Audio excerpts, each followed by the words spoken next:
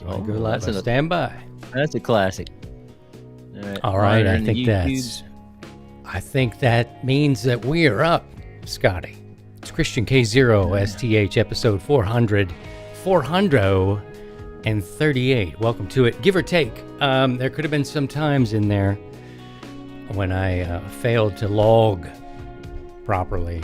And there were some specials in there too. I was going through the archive a little bit, Scotty. Thank you. Thank you, Ben. Thank you, Ben. Thank you guys for stopping in. I thought that would just go ahead and shut it off. Scotty. All right. It's Christian K0 STH. And audio. Well, good evening.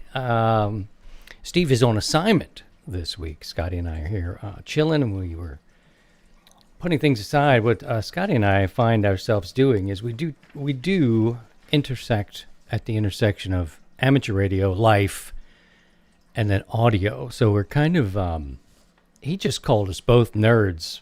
And, because we're audio geeks. You said geeks, not nerds, right? Nerds are... I'm good with either. I think nerds is okay, too. I wear it with it's a badge of honor. Yeah, I don't know how. I do believe, though. There we go. Here we go, Scotty. Now, you tell me if you feel the same. Scotty and I come from basically the same part of the world.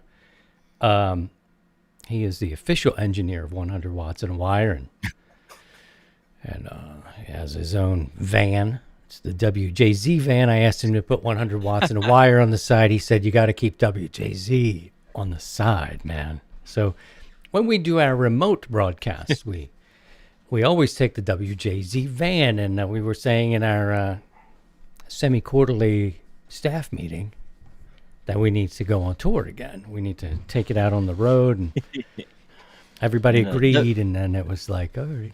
Well, just so everyone, WJZ is local Baltimore news, is the local Baltimore TV station.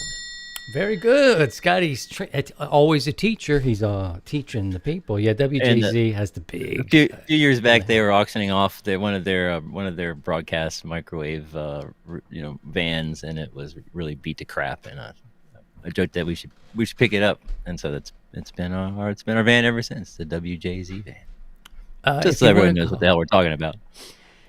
What was it? Do you remember the price? It was like either 8 or 18,000 or something. I think it was 18 because it still had the pneumatic mast on the top, and I don't think the microwave dish was there, but it was pretty beat up. It still had some racks and a couple patch bays, and it had some gear, some antiquated broadcast equipment in it. But it was really rough shape. This is the intersection that I'm talking to you about, and it's. Okay, so yes, it's a Baltimore television station, Channel 13. There's some history there, right? I got it right? WJZ is Channel 13?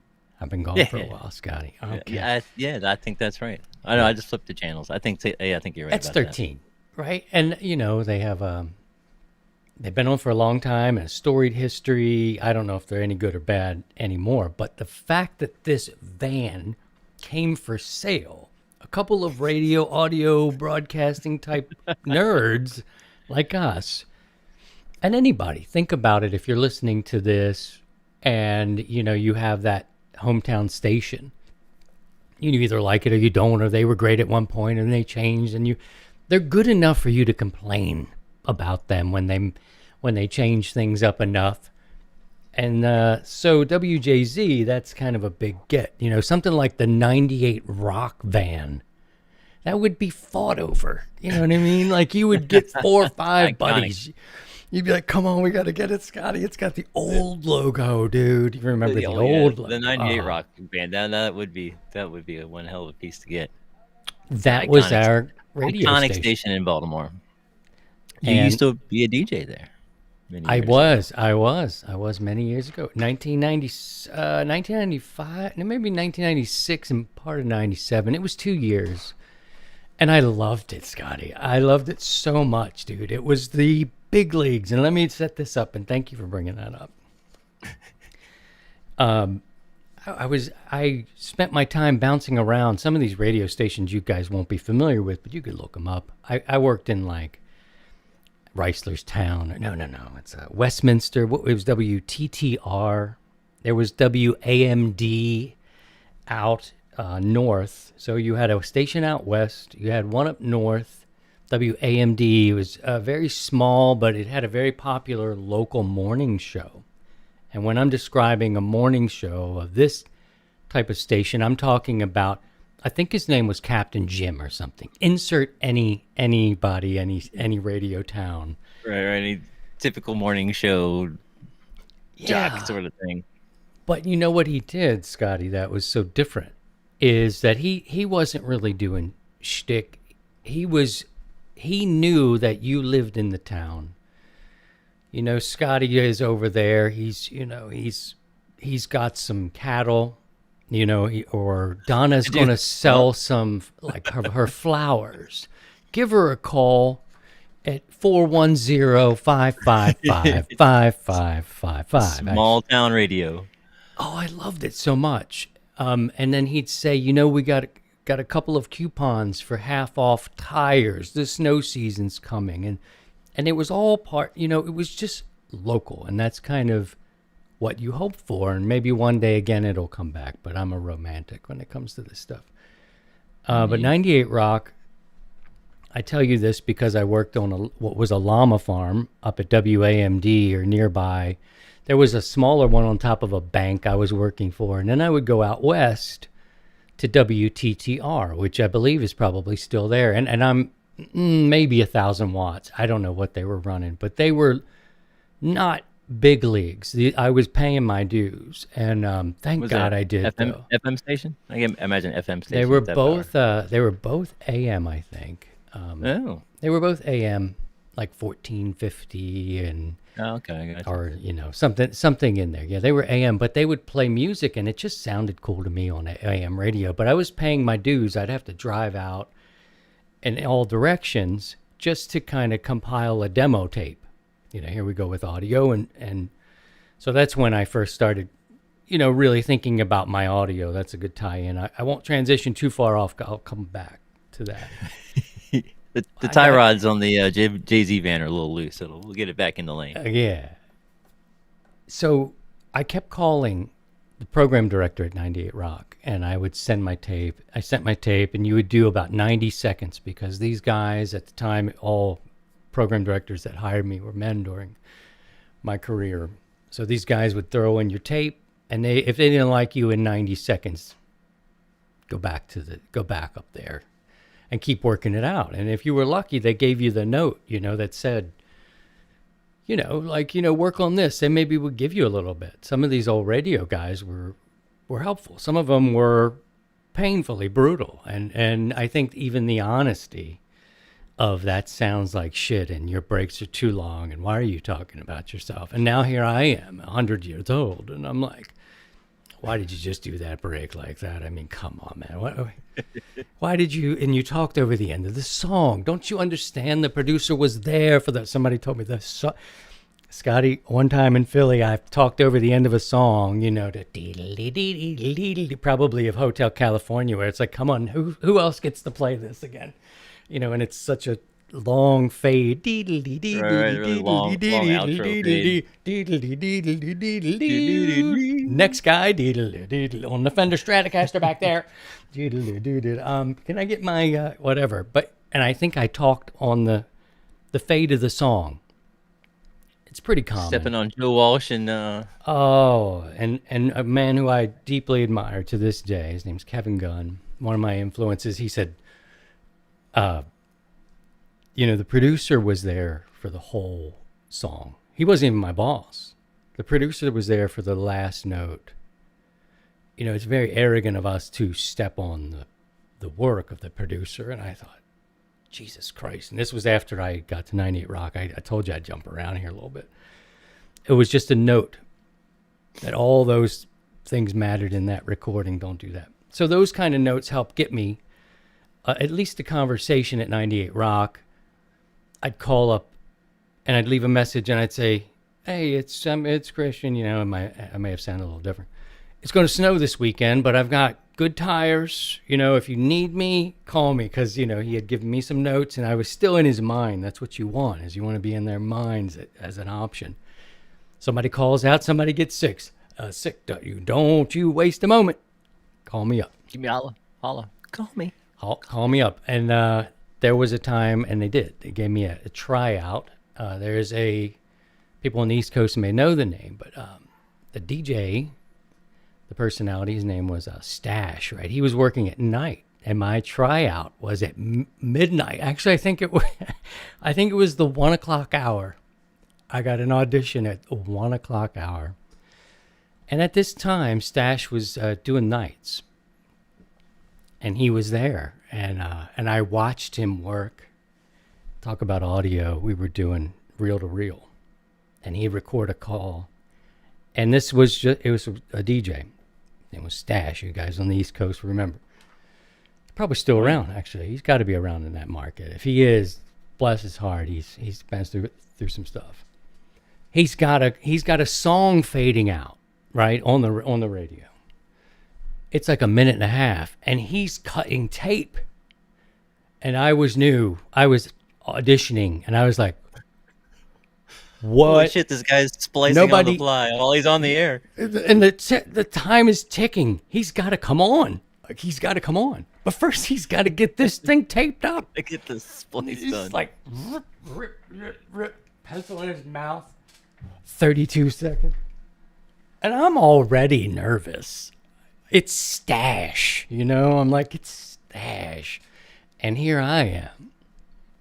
Well, the song is really at like 15 seconds. And I'm like, wow. He tapes this up, pulls it back, threads it back up, gets it back, and cues it up.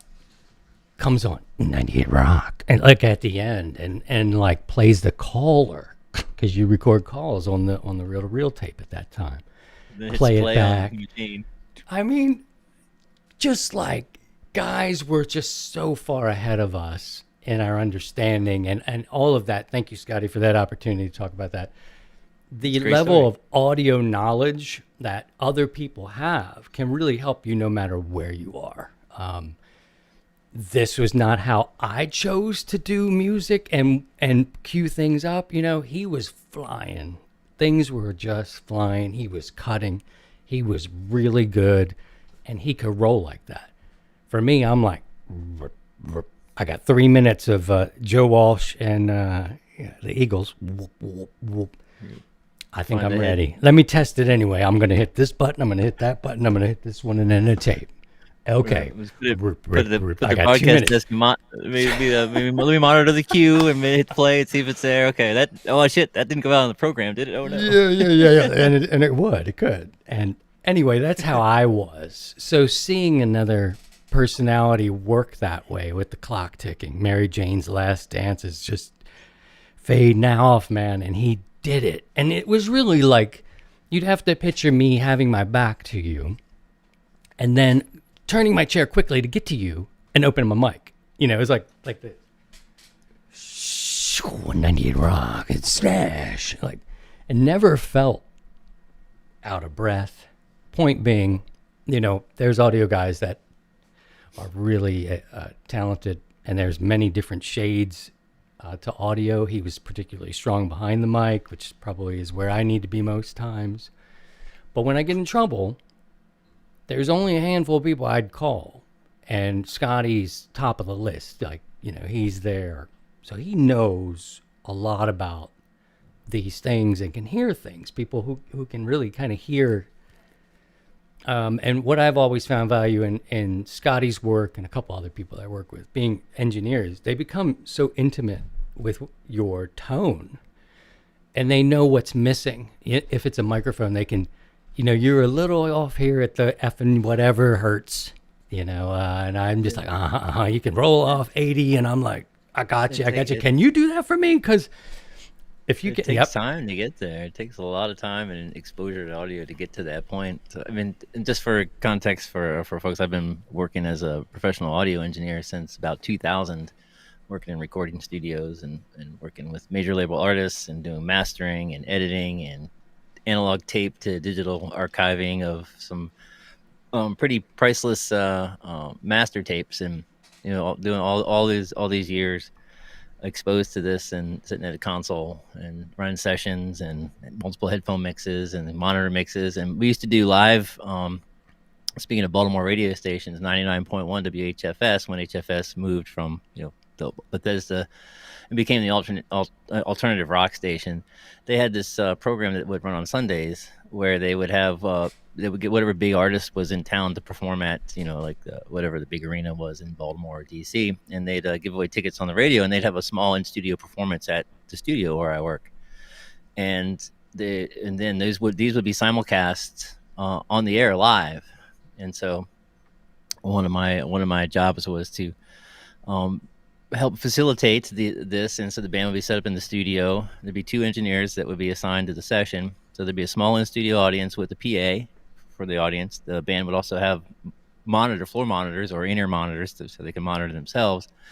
Microphones would be coming in to the console. This would have been one of the big Neve VR60 console that was in Studio A. Mic signals would be coming in, and then we had to do 3 things with that mic signal. I had to go to 3 places. So I had to go to the multi-track recorder, so it would go to the Pro Tools rig. We had to be able to mix mix the band live for the in-studio audience from the control room.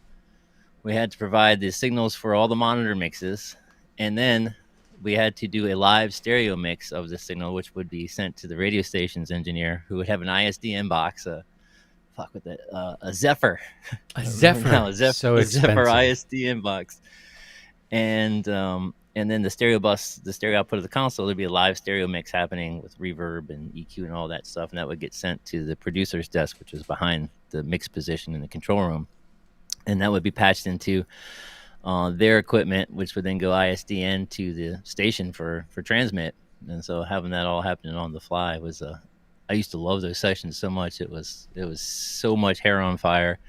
You have a big artist live in the studio. You got an in-studio audience, and then however many people are listening to the live broadcast that's being sent, and it's your mix that a million people might be listening to if it was a big artist. And it was a lot of fun. That's a lot of pressure too. But you got to really know what you're doing, because if your technique wasn't right, you know what I mean? I don't know where you trained. You might want to talk about that, it goes back to the exposure to audio, and you come across folks that seem to know audio, and they can spit out frequencies. I'm like, a little boost around 2K or something like that will help that, or high pass that at 100 hertz. I'll get rid of that rumble.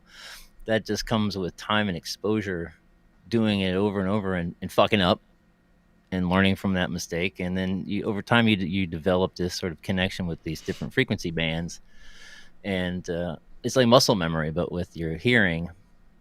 When it comes to for audio frequencies, and if distortions and things that just don't sound right, whether it be too tinny, too bright, too boomy, too bassy, you can immediately react to that and compensate for it quickly and effectively. And that's something that it just comes with time and exposure. It's nothing you can learn, like watch a YouTube video, like, okay, now I can hear everything and EQ stuff effectively and quickly right away.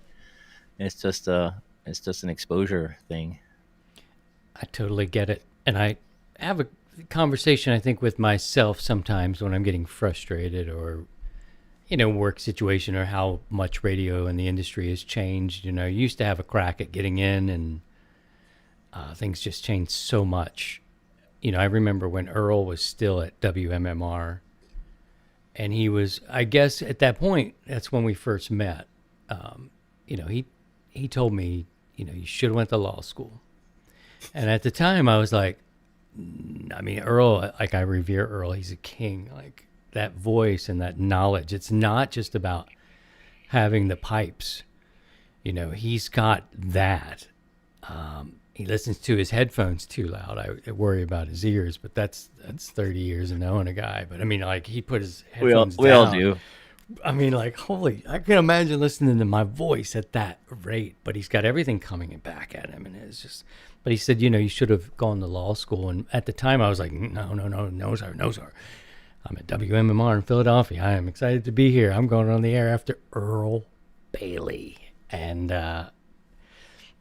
there was times when I was working at night. I was doing 7 to midnight in Philadelphia, and he would come in and he recorded this show called Rock and Roll Roots.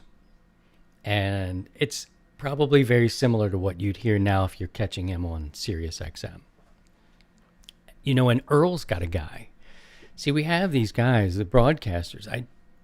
You find, like I found Scotty. I don't know how we found each other, buddy, but I don't, we tend to have that. Earl's got a guy. If Earl records anything and he's going to send it out, it goes through his guy. You know what I mean? That's what happens. And so some of us had guys. Anyway, I would watch Earl. That ain't going to come out right. You bastards better not make any meme out of that. That didn't sound right. I knew it as soon as it left. Clip that. don't Clip that and use it. What was I saying? Replay it on 7200. Well, I would be on 7. I'd be live. I'd be doing my show at nighttime in Philly, and he would come over and record Rock and Roll Roots. We had a big glass window between his studio that he was in, which was a sit-down studio. Mine, broadcasting live, we were standing up. So I would drop him in queue, and Scotty might have to explain the queue position in a second so I can get my story out. But I dropped the board in the queue, his studio in the queue, and I'm listening like, and he's like, that was Genesis from, and I'm like, Jesus Christ, it's like there were kings walking around, like these rock dinosaurs. He killed it in New York, he killed it in Philly. Like, this guy is amazing. Love you, Earl. He'll never hear this, but we'll cut this. But I don't know what I said, but it didn't come out right. I didn't mean it. Q is just an option on consoles, broadcast consoles, or even audio consoles. It allows you to listen to an external source other than what's actually going out of the main program output to the transmitter. So it allows you to kind of listen to other signals that you have going on that aren't being broadcast through the main outputs to either to the transmitter or whatever. So you can kind of preview. It's kind of like a preview mode. I would listen to him do his show, and I would try to do mine. And there was a time when I just got to Philly, and I was like, what am I doing here? Like, I don't belong here. It's one of those feelings, like the same with Stash. The level that these guys are working with their audio, and they're ripping and running and doing it. And then you drop your board into queue and hear that man doing that. And I'm like, what am I doing? But I think what Scotty said is over time, it develops and it grows. And it's the same with the radio. If you're new to amateur radio, the best piece of advice I got, Scotty, I think, was from a guy called Lanny. And he just said, slow down. And I looked at him, and it's because I wanted, we all want that perfect audio. We all want that perfect antenna. We want that perfect radio.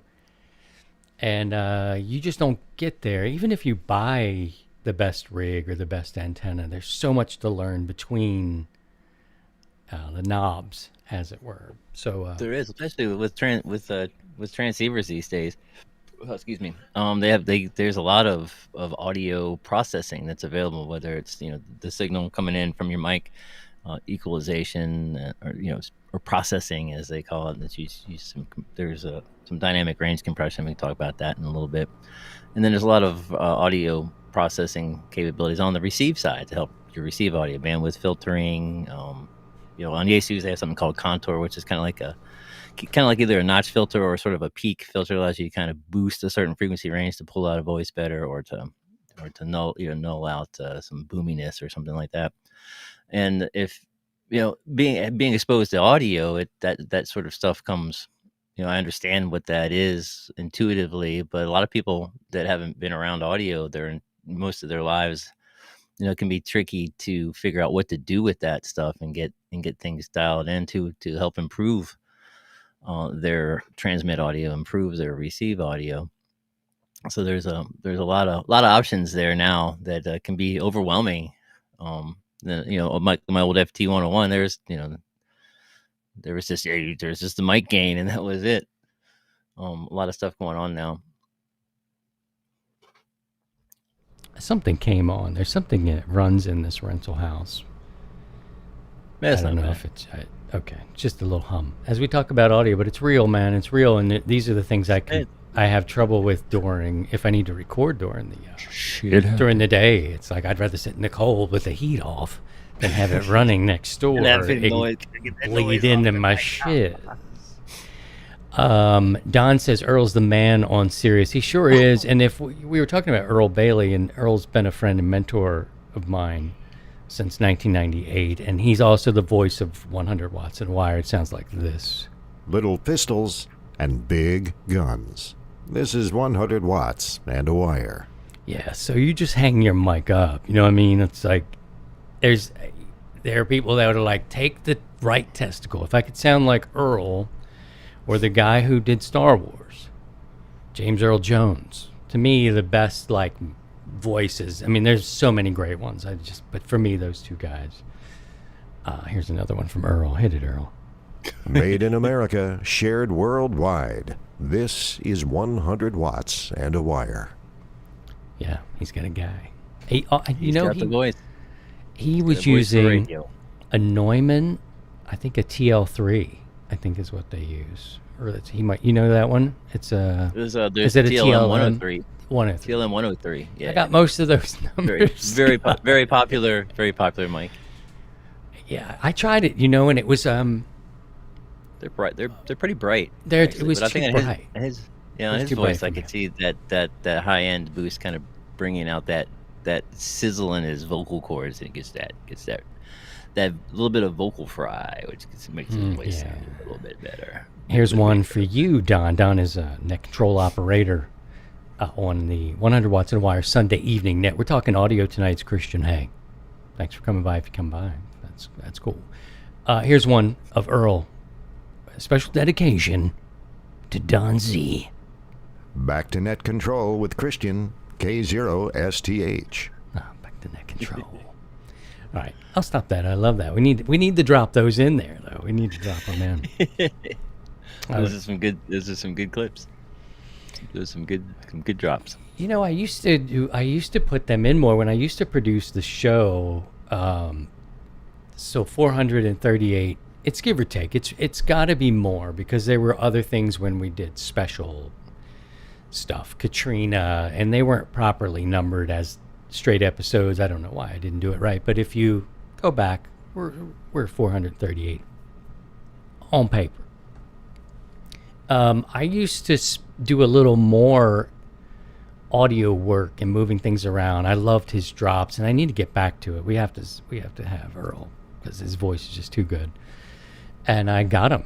You know what I mean? I got him here. But when I was producing more, I would take a week and I'd put it together, and I'd have 2 or 3 in the can of the show, really, unless they were something that had to be very specific.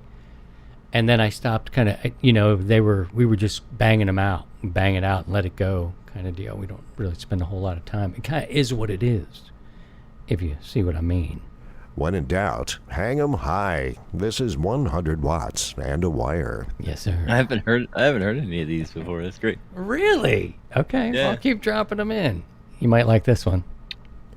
Whether you say 7.3 or 73, even 73s, we're still 100 watts and a wire. Hey, now. That one I do remember. All right. So that's what's up with that. We had some questions that have come in over the time, and I know Scotty gets them, and you guys send notes, and it's all great. And if you have a question now, go ahead and drop it.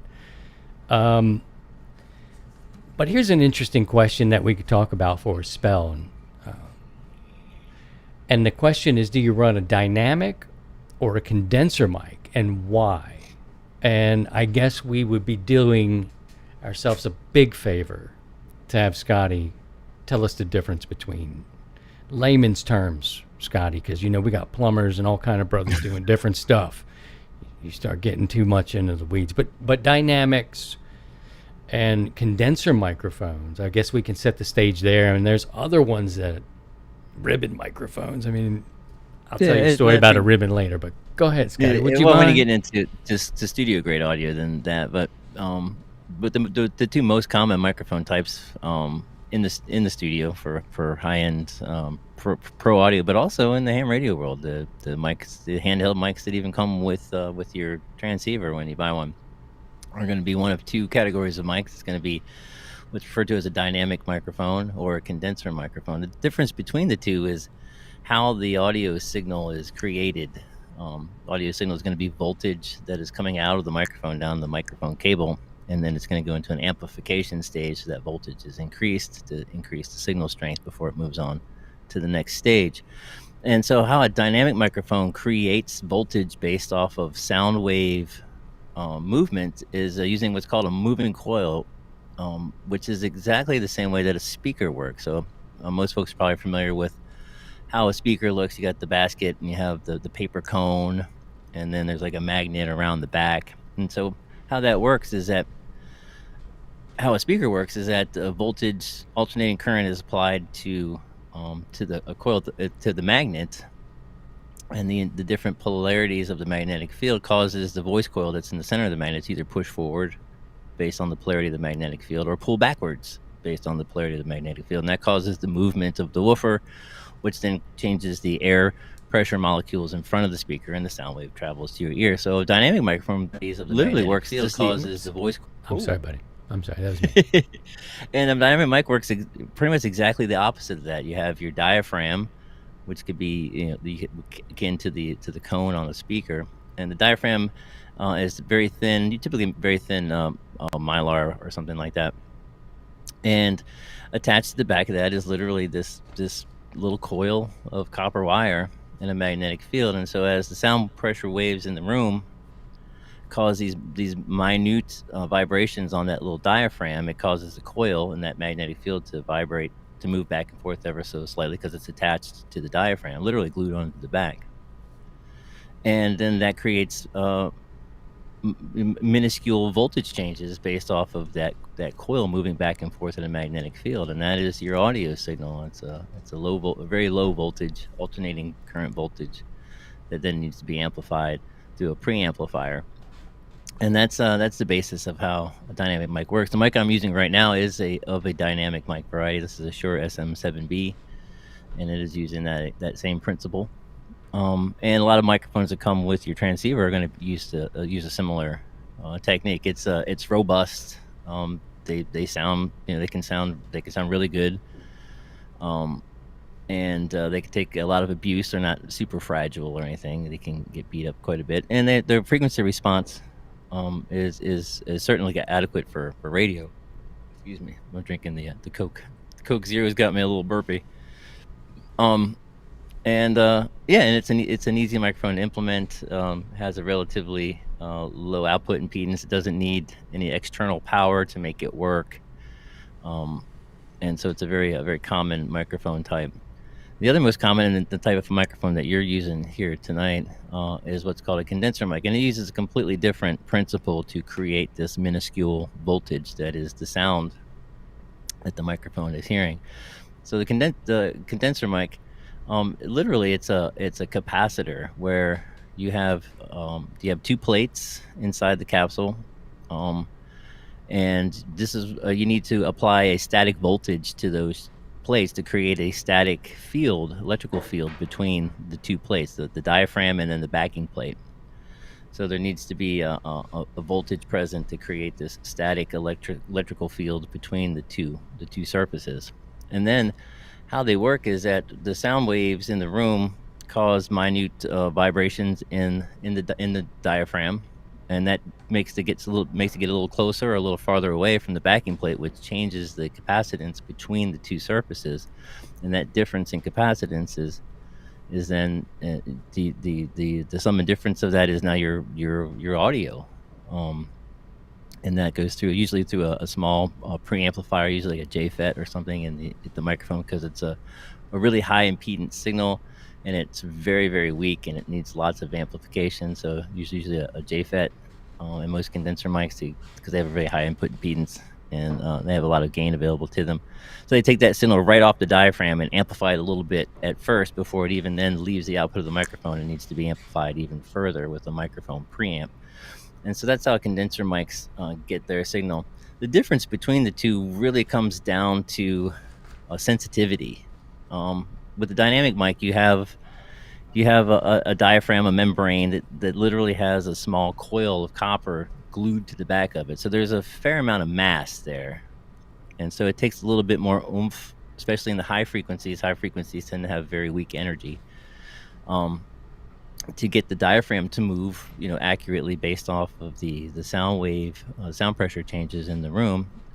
Where a condenser microphone, you have a very, very thin layer of mylar, usually like 2 or 3 microns thick, that is very sensitive to vibrations, and so higher frequencies tend to move the diaphragm on a condenser mic a little easier than the diaphragm on a dynamic mic, and that gives the condenser mic the sound that it has a more extended top end, that has a smoother, more responsive treble, high frequency content than a lot of dynamics do, and that comes down to the physical weight of the diaphragm and how much energy it takes and at what frequency to get those diaphragms to start wiggling a little bit to spit out some voltage.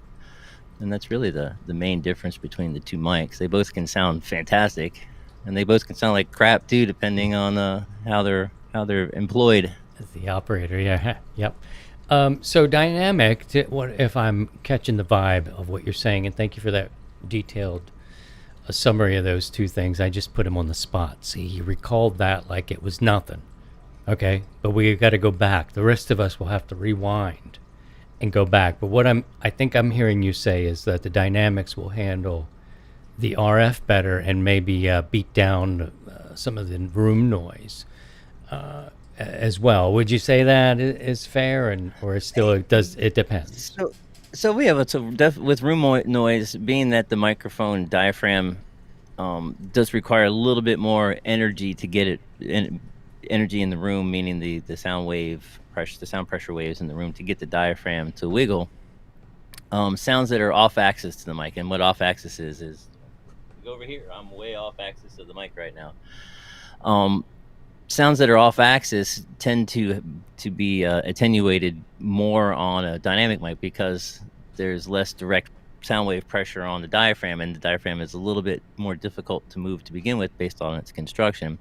Whereas Scotty, clearly gummy free tonight. I'm not sure Mark. about that.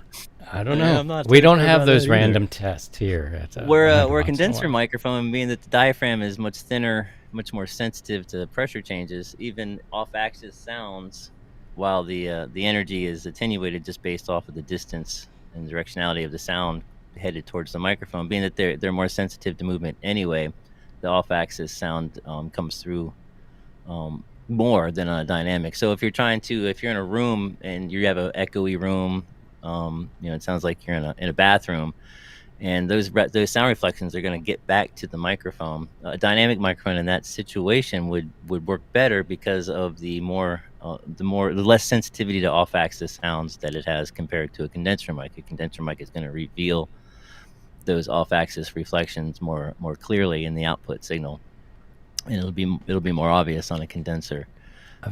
So that'd be an example of where one would probably be preferred over the other.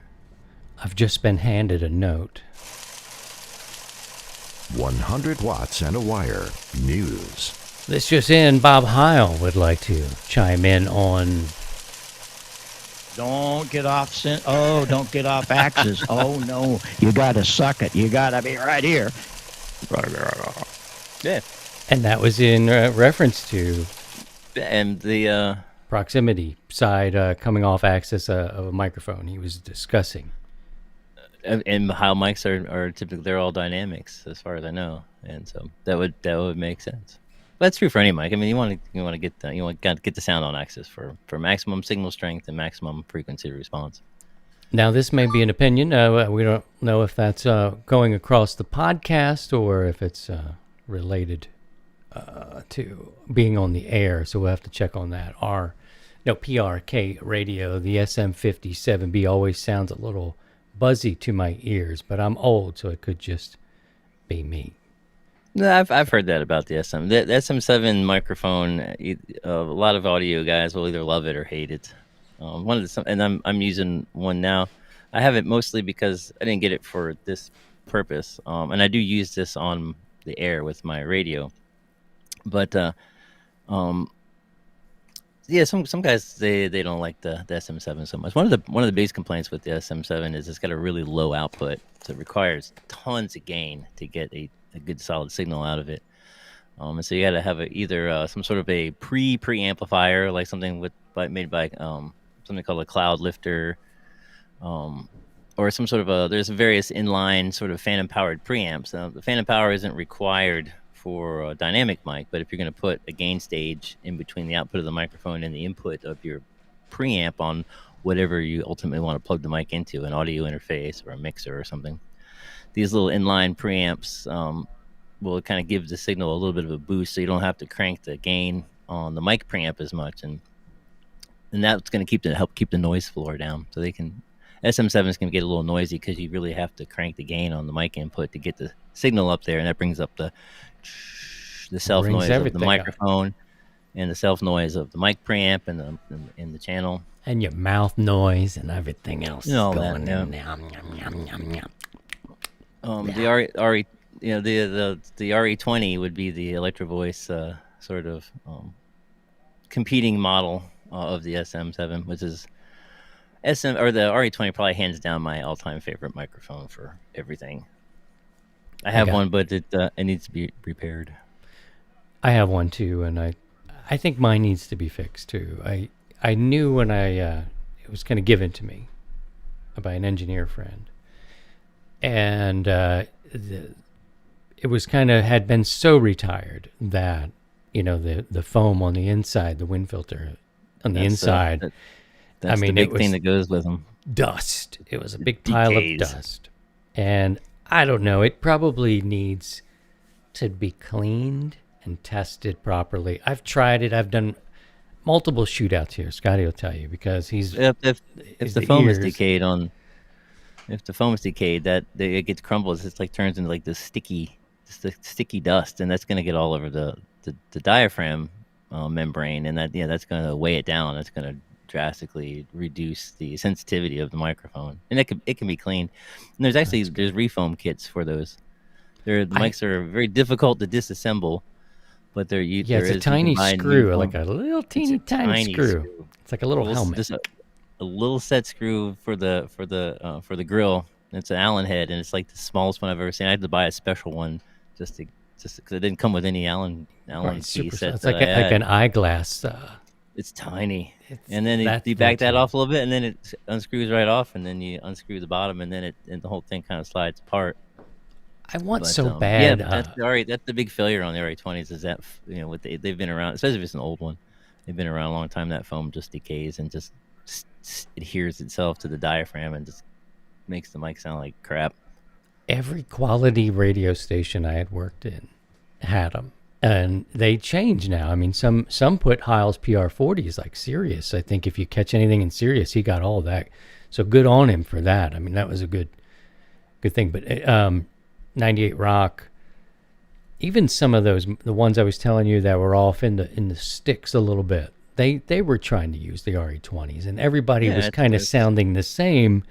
Sadly, on the air, because everybody was compressed at the same way, and it just was one tone, Everyone's using the same broadcast chain, so it's an addition to the mic, and this is true in the studio, and also can be true for your ham jack setup. Is you get the microphone, and then you have this other signal processing that can be included. I know at the broadcast level, there's a handful of you get the Orban was a big maker of broadcast signal processors. There's Symmetrics. They have a sort of a DJ vocal channel. I've found some used ones on eBay. I want to get one that has some cool broadcast specific sort of signal processing for your microphones and stuff. So everyone's using these same mics through these same signal chains, and then they probably got an Optimod on the processor on the bridge before the transmitter. So everybody's got the same mic input, same compressor, same EQ settings, and then same dynamic processing going to the output transmitter. And so everyone's going to start to get that homogeneous sound. Everyone's going to sound like God. Yeah. I don't know if they all do. You know what I mean? I guess people who are a little,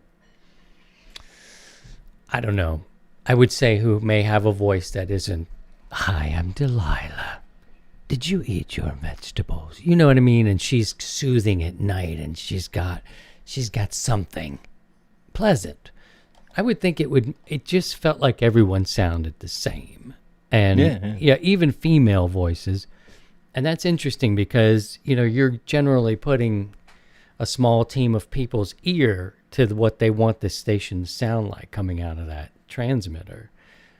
And I always felt that, yes, we had these killer mics. And if Scotty took me in the studio and set me up with one, and I cut a bunch of stuff, which it can happen, that it would sound different than what we were putting out over there in the other studio, just because he'd have more ability to shape my thing. And maybe this goes back to one size doesn't fit all. And some of these rigs, when you're getting into adjusting levels, whether it's basically in the ICOM, I know you guys, maybe you've seen that menu, but it's user friendly, but it doesn't go too deep. And this may usher us into at least an introduction to mixers. And I can talk about how I use mine. Scotty's, doing into the radio. I'm basically setting mine up for this purpose so I can record and so I can listen on decent speakers. They're kind of shitty right now, and I need help with that. My speaker system in this studio sucks. It has nothing to do with the room. It's what's going on in an old wooden place, but my speakers are not. They're old JBLs. And speaking of Dr. Bob Heil, he even suggested those on Ham Nation, showed you how to hook them up. So I was like, JBLs. And I did it. And they're just, they've been beaten up and banged around and kicked around, and they just sound really thin. But my mixer is for my pleasure, coming out of my radio back into my room so I can hear it a little bit. Now, when I go to work, I'm going to put my headphones on and I'll work. But I'm directly going into my rig. I don't go through a mixer going in. I believe Scotty's doing something different. He can tell you about that, and at least the beginnings of it. But inside the radio itself, you would hope to get a decent sound out of your microphone, but you don't have a lot of depth there, is my point. When you go in the menu in the ICOM, very easy to use. You got 4 cracks at it. 1, 2, or 3 or 4, and so on the ICOM, there's this kind of preset EQ thing. Yeah, they don't go very deep. I don't have any ICOM, so I don't know what their signal process, what their TX Likewise. audio processing capabilities are. To Yaesu, I don't have Yaesu, so I don't know. I'm not as familiar, or not familiar at all. I have played with a Yaesu in the past, portable rig. That sounds like a bit easier for somebody that's not as audio savvy to kind of experiment with, to try to find their sound. With the Yaesu, my main rig it's an older rig, but it's an FTDX 3000, and it's got a pretty extensive transmit audio. There's a 3-band parametric equalizer, which gives me the ability to boost or cut, choose the frequency, and then also the bandwidth of that booster cut. So there's a 3-band parametric, which can be a little daunting.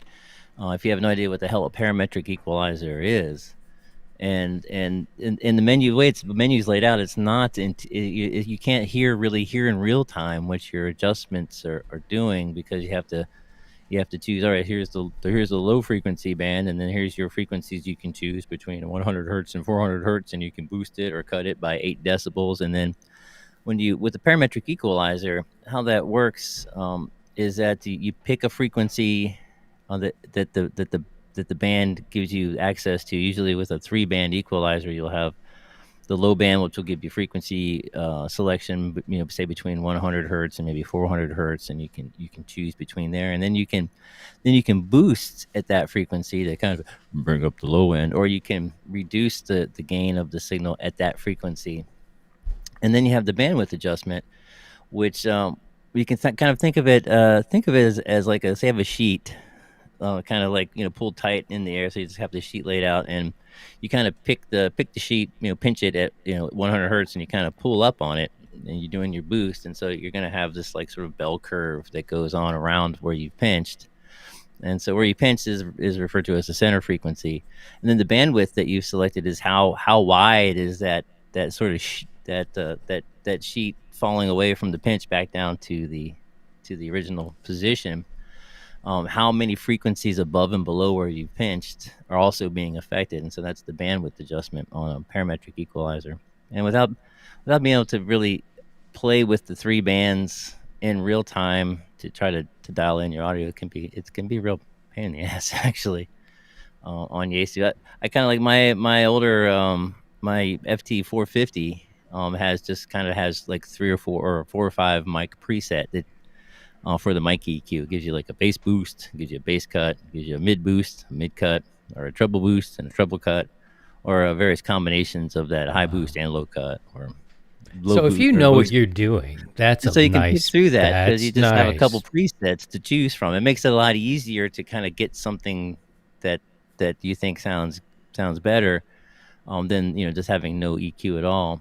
Right. But when you get into the rigs that have parametric equalization, and then this one has parametric equalization adjustments for the normal EQ, and then if I kick in the speech processor, there's a secondary EQ in addition to vocal compression that allows me to EQ the signal further along with the amount of compression that's happening. It can be, if you don't have any experience with dealing with multi-band parametric equalizers, it can be pretty daunting and discouraging to get in there and start messing around with that stuff. You get yourself in trouble too. I mean, your Yeah. sound. You could make your sound terrible. So I get what you're saying about the ICOM in that way of keeping things. I think if you went too far in one direction, somebody's going to say something like back it off a little bit. It'll be like, can you back down your a little bit? You're kind of bassy. And then a layperson who's doing another profession, has that area of expertise elsewhere, can kind of go bloop to 3. Is that any better, Tom? That kind of thing. Yeah, and you hear guys doing that on the air all the time. And I think there's a guy in New Mexico, I can't recall his call, who's kind of known for that. People will reach out to him on the air and he like knows like the menus on like a bunch of different rigs, and he'll assist people with their audio, and he'll say, okay, I've seen go that. to menu 43, and then he'll have them tweak these EQ settings and show and guide them through how to get to those EQ settings on whatever rig it is they're using. It's amazing. The guy's amazing. He gets these guys dialed in. I know who you're talking about. Sounding great. Yeah. I can't recall his call sign. I think he's in New Mexico. But Well, I don't know anything about him either, but I have looked him up because I've heard him on the air, and then it says he's amazing. He's absolutely amazing. A broadcast engineer, and has the voice of I've been on the radio forever too. I mean, he's good. But he also has that top of his head knowledge of I've been around broadcast equipment for my entire life.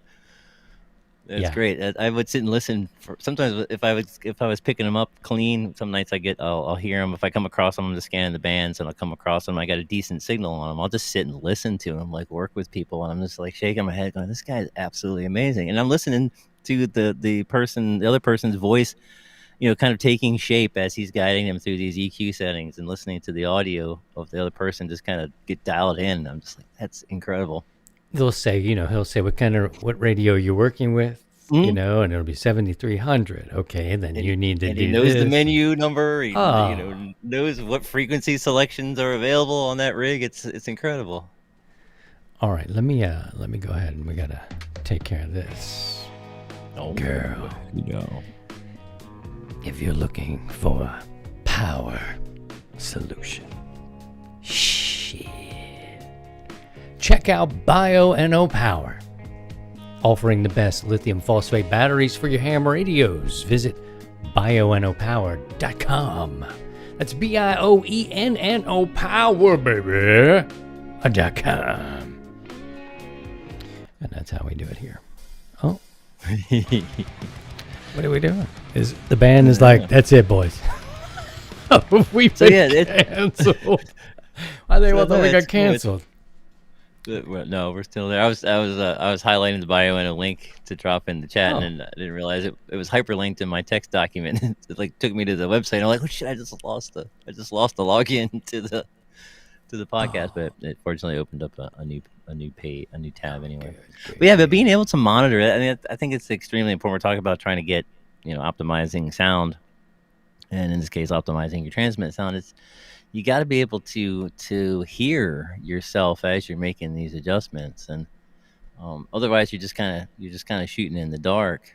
I don't know. A lot of rigs will have what they call a monitor function, which will allow you to hear your audio back through however you're listening, whether through headphones or through the speaker on the rig or external speaker, and allow you to, if you throw your rig into a dummy load, kick in the monitor function, and then you can, audio, and then you can start playing with these EQ adjustments to try to get where you're at. What I've done is I've used a local web SDRs, and so I got kind of a compromised antenna set, so I can't dial in the Utah SDR on 40 meters and expect to get a decent signal into there, enough for me to make judgments on my audio. But an SDR option that I absolutely love for this is the Kiwi SDR network.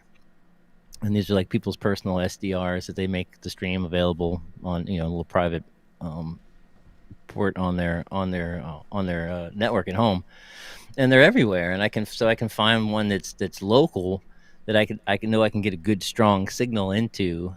I just find a dead band, a dead spot in the band, and then I'll put my call out, just frequency use, put my call out, and just explain I'm going to be doing some audio testing, and then I'm listening back to the SDR, so I'm hearing my signal as it's actually hit the antenna, hit somebody else's antenna, and it's coming back to me. And it's been invaluable to help assess, and without somebody there to get feedback from live on the air, to get feedback on the audio. And I highly suggest that people that are looking into trying to improve their transmit sound, it's easy to I want to get a new mic, I want to get a fancy mic, and then some guys are using like a mixer and they're plugging into the mixer and plugging in the radio. But you can get a lot done with the stock microphone, and the transmit audio capabilities that the rig provides for you as far as EQ and things, and get things dialed in a bit if you're able to hear yourself like that through maybe a nearby SDR, or even just the monitor function on the rig. So I just wanted to throw that out there. Another way, it's extremely important. It's important to be able to hear what it is that you're doing instead of just taking shots in the dark. I think you could also record on those websites. I think you can. Yeah, you can. A lot of them will give you allow you to record like an MP3 or something like that. So you can take it and say, what do you think of this? Or let me hear this in my car, or let me hear it through a different speaker than my little Tina Turner computer speaker. So I think that's always a good option. And if you're going to do it, go ahead. Oh yeah, I was going to say for the folks that are running, I know a lot of people will use a lot of newer rigs, the 7300s and newer AC rigs and newer other ICOM rigs. They have the USB audio card built in. You hook up a USB cable to your rig, for running digital modes or whatever. But being an audio guy, I have audio software on my computer that I'm running, and so what I can do is I can set up the rig as an audio source. I can open up, say, Pro Tools or even like Audacity or any sort of audio recording software on your computer, and your rig's going to show up as a USB codec audio source, because you have to have the drivers in there to get it all working to begin with, to be able to do the FL Digi and the FT8 or whatever with your rig. And then what you can do is you can then record your radio right off, record your signal right off the USB audio, and be able to listen to that and make assessments and record your audio that way. And I've done that a lot. And a really cool thing that I've done, that I continue to play with, is actually using a piece of digital audio recording software as my real-time audio transmit signal processor. Because a lot of these software will come with tons of different, high-powered equalizers and limiters and compressors and gates and all sorts of cool stuff. And I can take the audio. In my case, I can plug my microphone, instead of into my rig, I plug my microphone into my audio interface and get that signal inputted into the software in real time. And then some of these pieces of software will allow you to apply plugins or the individual signal processing modules onto that signal in real time, and then set the output of that audio software to the the USB codec that's going to the radio. You tell the radio to receive audio on the USB port, and then when I hit the PTT, my audio is going into Pro Tools or Audacity, being processed with whatever EQs, compressors, limiters, Ooh, and then that's fun. leaving. And then that's leaving and going to the rig for transmit. So that's a really cool thing that I've been playing around with. I've been wanting to do a video on it because I don't know if many people are doing. I'm sure there's some people that are doing that, but that gives you a whole world of audio processing power, not just for transmit, but you can also monitor, receive through that too, and you can load plugins and things to help shape the RX audio. Through your, through a digital audio workstation like Pro Tools or something, or Logic or Reaper, and having that USB, which a lot of rigs do, that gives you that ability is right there, because that your radio is essentially your audio interface at that point, and audio is going into the software and then going out USB to the rig and going on the air. And so I've been playing around with that with some success. There's a little bit of latency, but it's not bad. It's on the order of just a few milliseconds, depending on the software that you're using. But something for the more adventurous, that's something I highly recommend experimenting with and playing around with the digital audio workstation for your signal processing. A final note before we go. And thank you for that. All that, Scotty. That's so good. And if you're going to do this with a buddy, say on the air,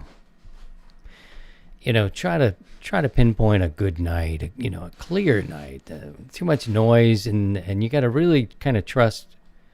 I always thought to myself, like, I don't know, man, this guy's just kind of joined a QSO, a conversation already in progress. Hey, fellas, Ricky over here in Oklahoma. Breaker. Welcome in, Ricky. Sounded good at night. I forgot what I was going to say about all that.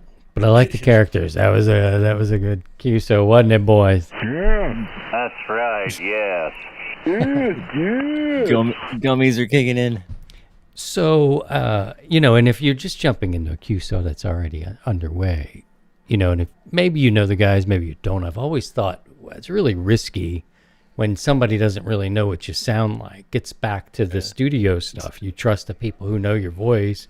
What your voice would need. Does this mic work for this application? Like, it's a give and take. It's a thing. So I always cringe a little bit when they jump into conversations with people who don't really know them. And if it's what I say communication quality. I think, like, if you hear it's communication quality, I'm like okay, because it's kind of like you're getting through. You're making it. What else you want? So, try to do it with somebody whose ear you trust, I think. And on a clear night, that helps. There's ways to do it. Somebody on the air, or in lieu of that, trying to find a way to monitor yourself on the air, again, through these SDRs, or recording yourself, even locally. Like I said, if you got the USB hooked up to your computer, you easily have the ability to do that. Audacity is free. A Reaper, program. which is a great multi-track, almost pro level digital audio workstation, that's free. And then and you can use these things to record audio right off of your rig through the just like it's like the similar to how the monitor function would work, and get some feedback on how you sound that way. Because what you want to sound like, you know what I mean. You kind of know, but then you'll talk to a lot of people and they'll say, I hate what I sound like on an answer phone, or I hate what my voice sounds like. I get that more than I'm like, no, like, that's really great. You sound great. It was a clean read. It was beautiful. That, but I hate listening back to my voice. Mm-mm. Yeah, most people do. It sounds weird. One of the drawbacks that I found, that at least in my opinion, about doing the monitor function or recording yourself locally on a computer is that there's no band noise. And so you got this crystal clear, it's bandpassed and stuff, and it is your transmit audio with all the filtering and bandpass filtering and all that stuff in place. And it's important to be able to hear that. But I think it's extremely important to be able to hear how that holds up in the sea of noise that is the HF bands. Yeah.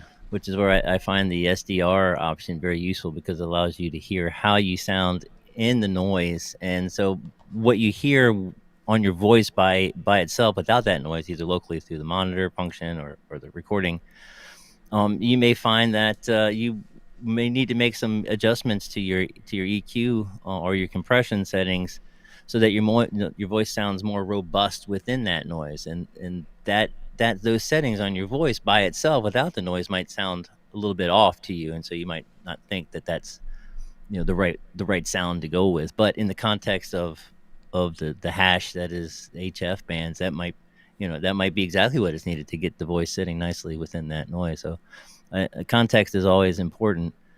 And I think that's, especially in audio and mixing and stuff, everything's got to blend with everything else. Doesn't really matter how good it sounds by itself. How it sounds with everything else that matters. And I think with ham radio, with amateur radio, how your voice sounds in context of the noise that's generally there on the HF bands is important, because you might need to do a little extra EQ boost on the top end or whatever to kind of get your voice to cut, which by itself without that noise might sound a little overly harsh or bright, and so you'd have a tendency to back that off. But then in the noise, it's not as clear as it could be.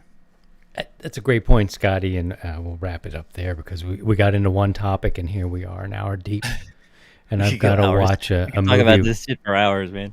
My daughters are having me watch Hocus Pocus 2 tonight, so after this show we're going to be doing that. It is the time of the season. Your boy is folded in half for the next I don't know, a little too long staying seated. But what a lesson, Scotty. Thank you so much for all of that. There's every voice is different. I think every microphone is different. Every room is different. And it really will depend on what your goals are. If you're, Scotty touched on it. If you're trying to cut through a pileup, you don't mind cutting your voice. You just want to remember how to get back. Nobody wants to be too bassy on the air. I've over the 10 plus whatever years now, most people don't appreciate the bass, the low ends that much. If it's too much bass, people are like, "Can you pull it back?" Yeah, a it little makes it hard to copy. So it's a little different. It sounds fine in the clear, but again, on the air with other people, maybe some adjacent band noise, that bass just makes things unclear.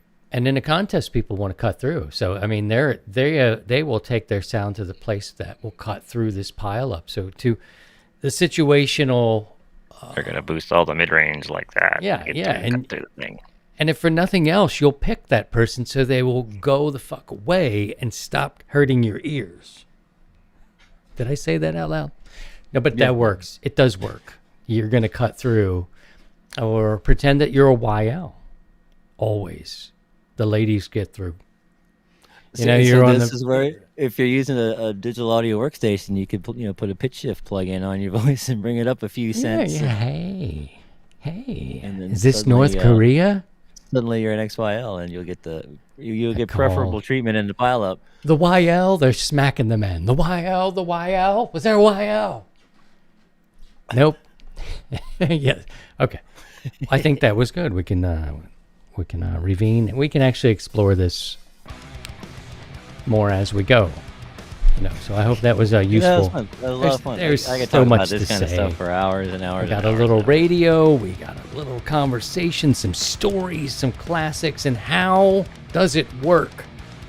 It's good to have an audio engineer when you're a producer and do this, what I do, to have a guy like that help make you sound good. And every live band that you'd ever go see, they need to thank the sound man. Like that's the first person or woman that they're going to run to, and they're going to appreciate and pay them a crap ton of money, right, Scotty? Scotty's rich. Right. Son of a bastards. Thank you guys so much. Thank you, Scotty.